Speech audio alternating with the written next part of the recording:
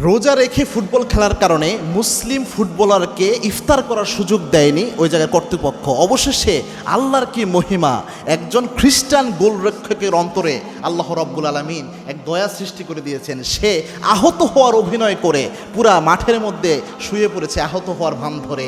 অবশেষে ওই মুসলিম ফুটবলার ইফতার করার সুযোগ খুঁজে পেয়েছে। আল্লাহু আকবার। এই যে আল্লাহ রাব্বুল আলামিনের দয়া কার অন্তরে কখন দেয় এবং কোন ইমানদারকে আল্লাহ রাব্বুল আলামিন কীভাবে সহযোগিতা করে, এটার একটা অনন্য দৃষ্টান্ত।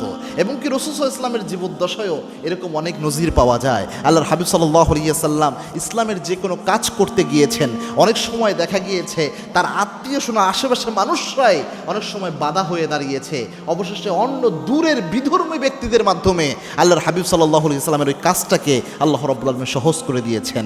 এটা আল্লাহ রাব্বুল আলামিনের একটা অসম্ভব দয়া। এই জন্য আপনি যদি ইসলামের পক্ষে থাকেন, আপনি যদি আমলের মধ্যে থাকেন, সিরাতুল মুস্তাকিমের পথে যদি আপনি থাকতে চান, বিশেষ করে আল্লাহর জন্য যদি আপনি কোনো স্যাক্রিফাইস করতে চান, তখন আপনার দায়িত্ব আল্লাহ রাব্বুল আলামিন নিজে নিয়ে নেয়। এবং কি রমজানের রোজা হচ্ছে তাকওয়ার শ্রেষ্ঠতম একটা মাধ্যম।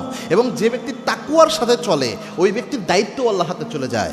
এবং কি আল্লাহ রাব্বুল আলামিন নিজে জানিয়েছেন, ওমাইয়াত্তাকিল্লাহ ইয়াজআল লাহু মাখরাজা, যে ব্যক্তি তাকওয়ার পথ অনুসরণ করে ওই ব্যক্তির জন্য আল্লাহ নিজে পথ বের করে দেয়। যে ব্যক্তি তাকওয়ার পথ অবলম্বন করে, অর্থাৎ রমজানের রোজা যেহেতু একটা তাকওয়ার পথ, এই যে তাকওয়ার পথ, ওই ব্যক্তি এই ক্ষেত্রে সে চিন্তা করেছে আমার অবস্থান থেকে আমি মিনিমাম রমজানের রোজা ছেড়ে দেব না।